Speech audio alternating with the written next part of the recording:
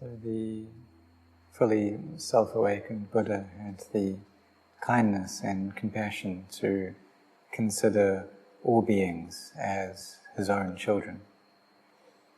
For us, we may have one child or two, perhaps even 7, and so it's very difficult to rear and bring up, even just one child. But the Buddha had compassion and pity for all beings. And by all beings here we mean humans and also animals, devas, brahmas. There are many, many cittas or minds in the cycle of samsara.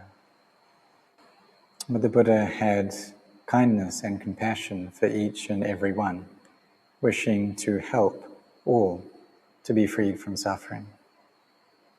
And this is what inspired and compelled him to cultivate all of the 10 paramitas through each of the lives that he took.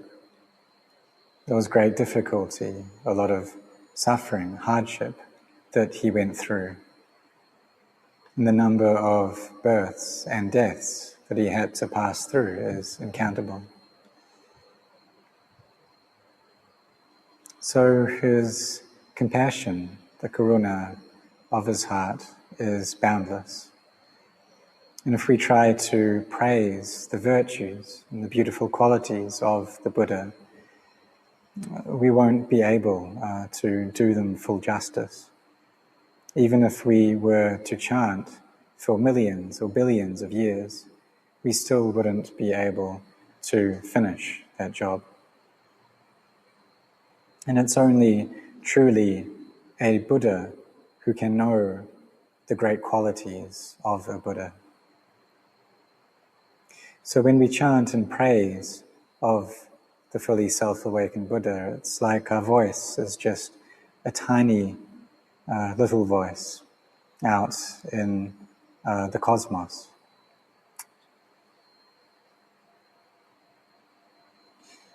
But it does bring us great benefit, and there's a lot of goodness. So if we chant the praise of the Buddha itapiso, there's 108 times, or we do our morning and evening chanting every day, then there's a lot of merit that arises from that. Because the being that we are praising is one who is imbued with great good qualities and much merit himself. So just one single chant that we do, chanted just one time, can have great benefits. And we also praise the teachings of the Buddha, the Dhamma.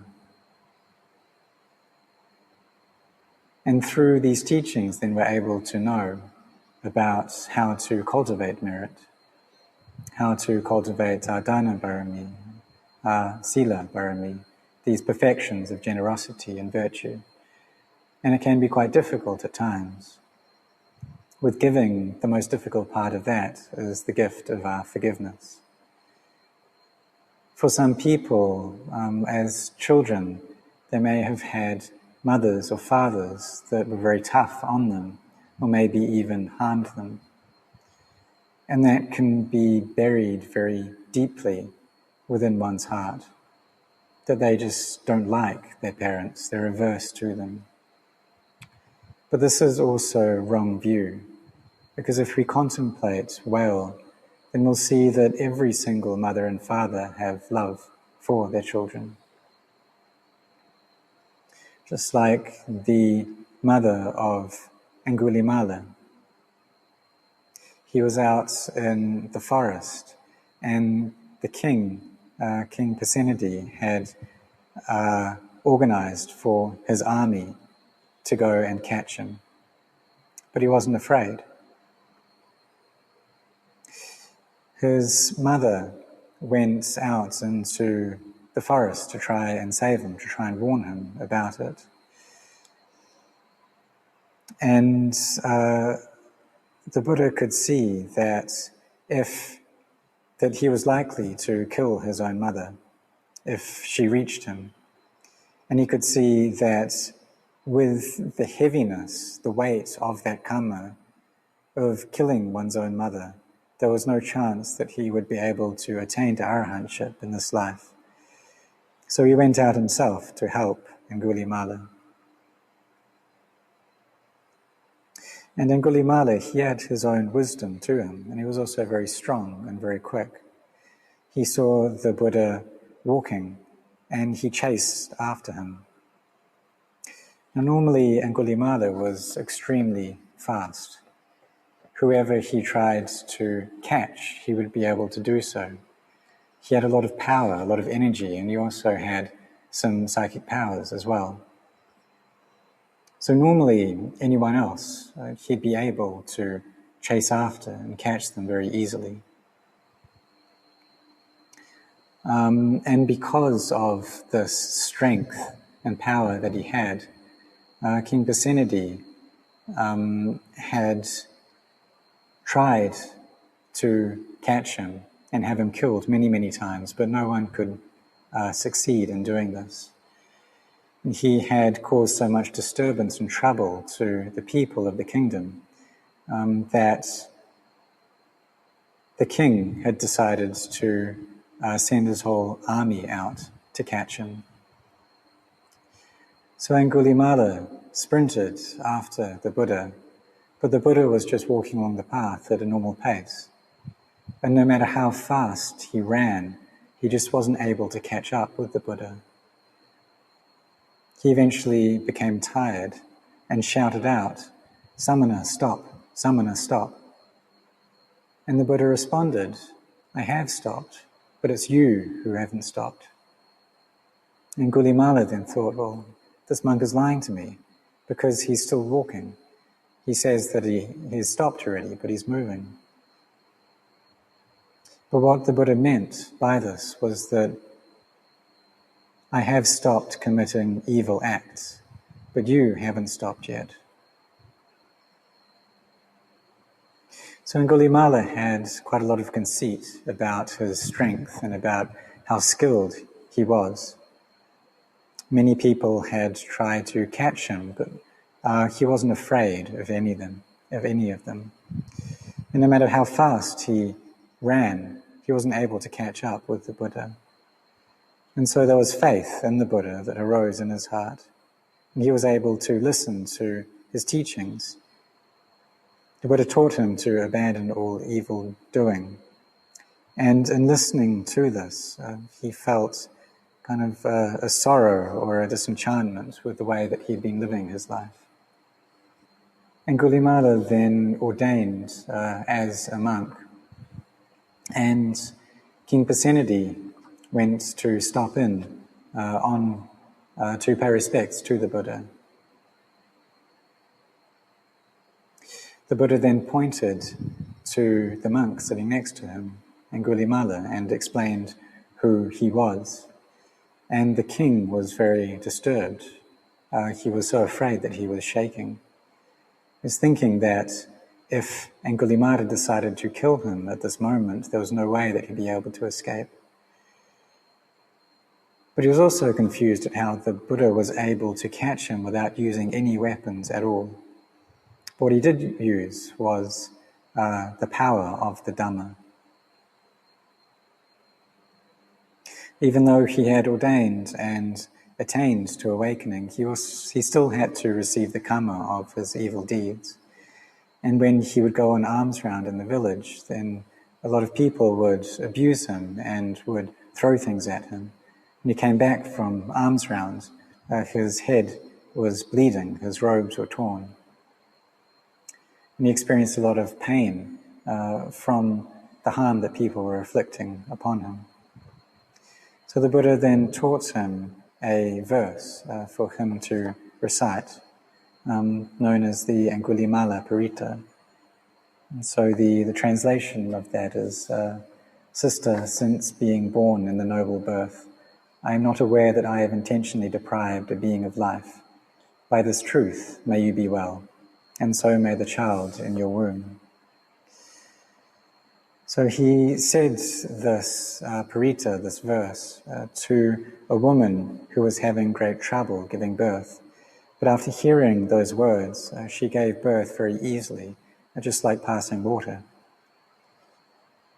And so Angulimala was able to bring both this woman and her child to safety. After this, then many people gained faith in him. And this was through the kindness that the Buddha had towards his disciples, towards his children, the monks who had ordained in his dispensation. There were also many other ways that the Buddha tamed other beings, such as the elephant, Nalandagiri, who was very fierce. And many people were scared of this elephant, but the Buddha was able to tame him through his compassion and his kindness. And there was another instance of a great and fearsome Naga, Nandopananda. And the Buddha sent his left-hand disciple, Venerable Mahamoggallana, to go and to tame this Naga. Even though the Naga was very skilled in using psychic powers, he still wasn't able to defeat this disciple of the Buddha. So these are some of the verses that we chant in the Bahung chant. For us now, we have the opportunity to receive and come to know the teachings of the Buddha, his Dhamma. We have the chance to practice these and to cultivate our hearts. We can chant in praise of the Buddha, the Dhamma, the Sangha. And through doing this, there's a feeling of contentment and joy that comes up in the heart. And this is a very skillful and meritorious activity. And we also practice together. We practice meditation. So we see that the Buddha had great goodness. And it's like he's both our mother and our father in the Dhamma. And he had this compassion to try and take us all out of samsara, the cycle of birth and death, something that we're stuck in because of the greed, hatred, and delusion present in our minds.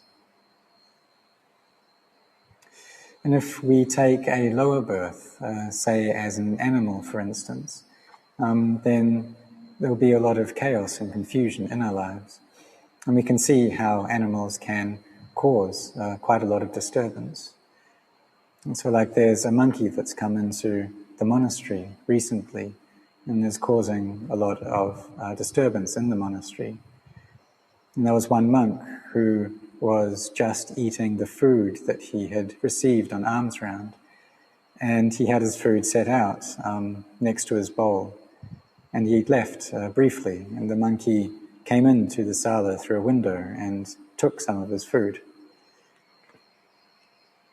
And so we shouldn't give any food to this monkey because it can cause a lot of trouble. And at the moment it's just the one. But if we start feeding it, then soon 10 monkeys will come and then 100. And it'll be very difficult for anyone to stay here anymore. At one of the Nombapong branch monasteries, Wat Marp, the abbot used to give a banana to a monkey there every day. But there was one day when the abbot forgot about this and didn't give a banana. The monkey then went into the forest, and a monk decided to follow him to see where he would go. So the monkey went back to his group, and they had a meeting together. And I guess that this monkey told the others that he hadn't got a banana that day. So they all decided to go to the abbot's kuti and to jump on his roof. And they started tearing his roof off. So these monkeys, they're not stupid animals. They have a lot of intelligence. But we need to be more intelligent than they are. So we're trying to catch this monkey at the moment to release it somewhere else for the happiness of the people who come to the monastery. We can't kill it because we're trying to abandon unskillful deeds, so we'll catch it instead. But this is just us trying to look after the peace of the monastery. So creating a peaceful place isn't so difficult, but maintaining that peace is something that's hard to do. And this is like our minds as well, that doing goodness isn't so hard, but caring for that goodness, that merit, and maintaining it is difficult. Trying to stop the mind from getting caught in liking or disliking, and keeping it in a centered and joyful space is something that's quite tough and something that will take time for us to do. Require us to see that the mind is just the mind, and all of the changes that happen arise from causes and conditions. Through understanding this, we then see that there's no self, there's no me or mine to this mind. So when we meditate, we cultivate our minds and we raise up the amounts of goodness and the merit in our hearts. Nowadays, the value of gold is very high, and people are trying all over the place to find gold and get their hands on it. But our hearts have far more value. If we polish our hearts like we would a gem, then they turn bright and radiant, and there's this great happiness that imbues them. So the heart that possesses Dhamma is of immense value. And even though for us we've tried and succeeded to a degree to find external wealth, we also need to find internal wealth. This Arya Sap, the wealth, this noble wealth, and that is our own hearts. And so the value that our hearts have is immense. And if we can allow our minds to reach a state of purity, then the wealth that they contain is great. So therefore, all of us should try to find our own hearts, and this is something of immense importance.